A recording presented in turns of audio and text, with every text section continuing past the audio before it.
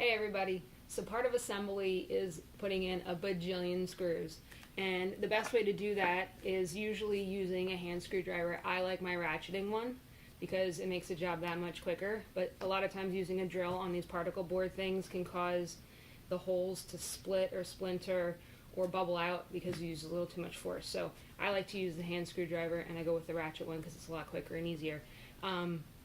As you'll find out, one of the cool tricks for using a screwdriver is not dropping your screw every time you go and pick it up. So I like to magnetize my screwdriver, and I've already done this one, so I'm going to show you on this one.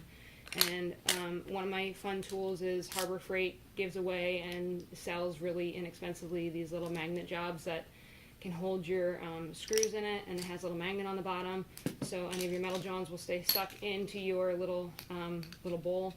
And I take the magnet that's on the back of that and I rub my screwdriver on it just a little bit to get it magnetized, and then you can easily pick up your screws and they won't fall off when you're going to put them into your pre-drilled holes.